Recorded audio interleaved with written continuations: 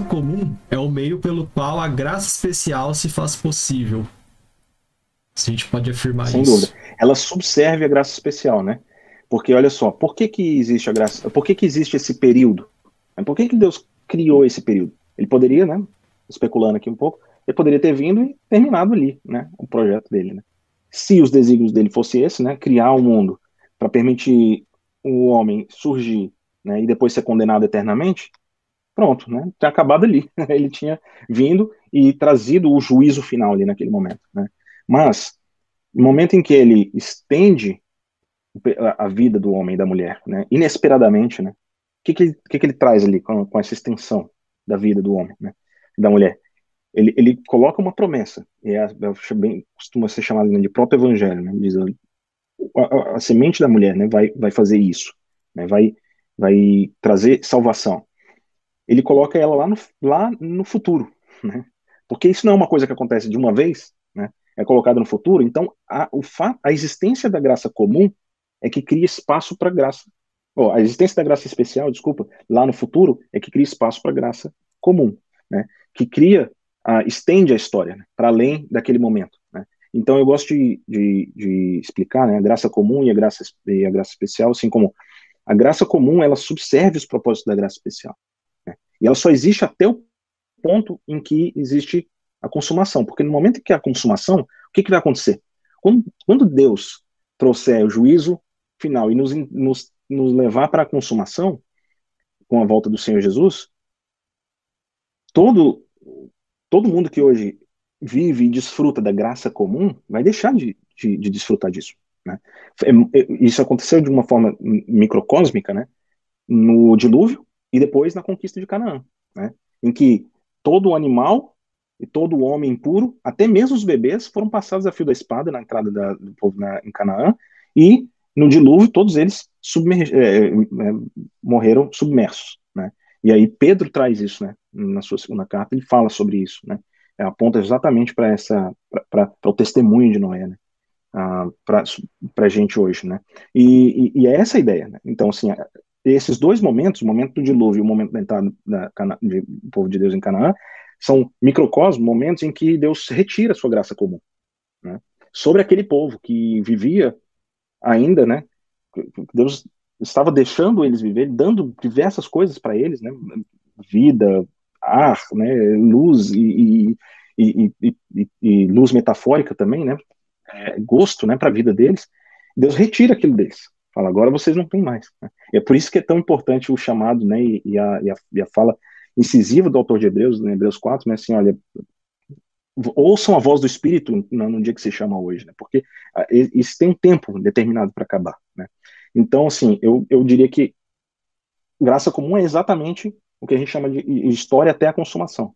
Tem mais um momento em que você vê essa retirada da graça comum, né, e a, que é o quê? Que é a vinda do juízo final, né? Seria a mesma coisa, né? Retirada da graça comum e a vinda do juízo, né? Isso acontece de forma microcósmica, como sombras e sinais, né? Em Noé, isso acontece também de forma microcósmica, né, com a nação de Israel, quando eles entram em Canaã, ou melhor, né, com as nações cananeias, né? E isso acontece, a vinda, né, do juízo final acontece no Senhor Jesus, né, na cruz, né? Então é quando ele de fato recebe, né, a paga, né, pelo nosso pecado, né? Então a gente tem três momentos na história, né, duas vezes antecipando, uma vez finalmente, né, em que você vê a vinda, né, do juízo final e a abertura de uma nova era, né, um novo momento, né, em que já não há mais ah, esse conceito, né, de Deus tolerar os pecados antigos, né, de Deus tolerar e aguardar isso, e o Espírito gemer, né,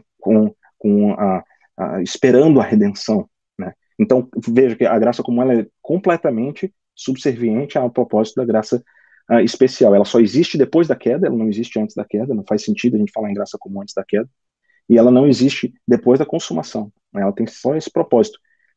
E aí é onde muitas pessoas que já me ouviram falar sobre isso falam assim, mas isso me parece um pouco diferente do neocalvinismo. Eu nunca me disse que eu sou neocalvinista, né? Eu leio, estudo, aprecio muito os neocalvinistas, mas eu não costumo me colocar nesses termos. E eu acho que, sim, uma das coisas que eu gosto de enfatizar nesse ponto é, eu acho que o nosso trabalho, né, que o pessoal neocalvinista costuma chamar o trabalho de graça comum, né, que você faz, né, aí talvez construindo casa, construindo escola, fazendo, né, construindo cultura, né, tudo isso eu entendo que tem que estar, de uma forma ou de outra, a gente tem que interpretar isso subservindo a graça especial, né, ela não existe em si mesma, tá, como com seu próprio valor e direito, se você interpretar o mundo, né, como criação, queda e redenção, né? Eu acho que há às vezes um divórcio, sabe, dessas duas coisas quando você vê alguns escritos, né, de alguns neocalvinistas. Esse assunto é bom demais, dá pra gente ficar conversando só sobre isso. O Gerhard dos Voos e o Cornelius Van Til mandaram um abraço para todo mundo aqui. Isso aí é o tempo que o Gustavo ficou lá no Westminster da Filadélfia, porque se fosse da Califórnia, a história era outra, tá bom? Mas eu gosto muito, eu gosto muito. Isso foi uma das coisas que mudaram, assim, no meu...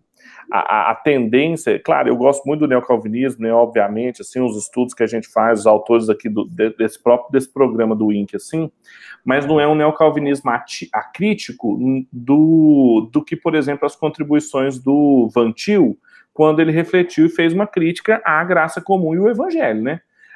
Fica parecendo que a graça comum para alguns autores tem um calvinismo assim também meio pop, assim, que tudo é graça comum, é como se fosse uma gaveta que a gente quer falar assim de coisas que são verdadeiras, belas e boas, é a graça comum de Deus, a graça comum de Deus, e vai jogando tudo lá, mas ela não está desassociada da graça especial, e a conclusão do raciocínio do Van Til, inclusive, ele evoca o Gerhard dos Voos para dizer assim, olha, isso é à luz do pacto, né, da aliança, a graça comum, o sol que nasce sobre bons e maus, sobre justos e injustos. E a apreciação do sol pelos justos é diferente da apreciação do mesmo sol pelos injustos. Então não é um negócio neutro e que existe solto, né, do pacto, da revelação especial e da operação que Deus está fazendo nos corações. Esse assunto é muito legal, muito legal. Isso era uma coisa que eu ia perguntar, mas você já respondeu, né? Se você subscrevia as críticas que o Van Til fazia ao Kuyper e ao Bavinck sobre a graça comum.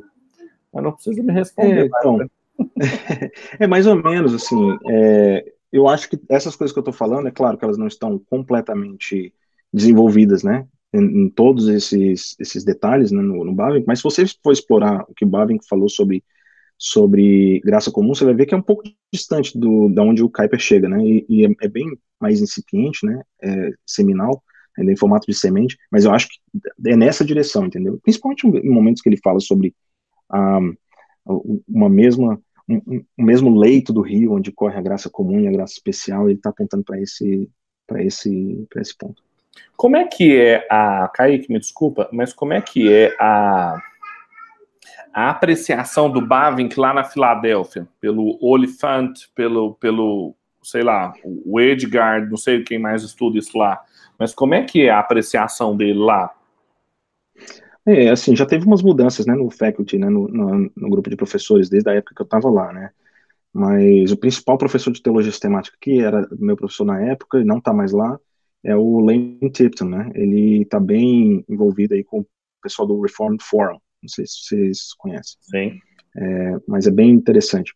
E ele era o que, de fato, ensinava a maior parte da cadeira de teologia sistemática, e a apreciação é enorme, né? Assim, quase tudo, né?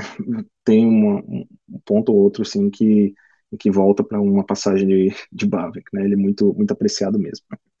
Não é à toa que o pessoal lá do Westminster acabou também produzindo aí quer dizer, reeditando aí, né, o livro que a gente traduziu em português como Maravilhas de Deus, né? Magnalia Dei, né? As coisas maravilhosas de Deus. Que vai sair em maio, para a glória de Deus. Isso, vai sair. E é uma obra muito interessante, né? Simplificada, tal, para um público mais leigo. E assim, o que o pessoal da SPN está tentando fazer é trazer essa visão, né, do Bavinck. É claro que é uma interpretação própria, né, do Bavinck, mas eu acho que é muito, muito justa. Muito bom. Obrigado.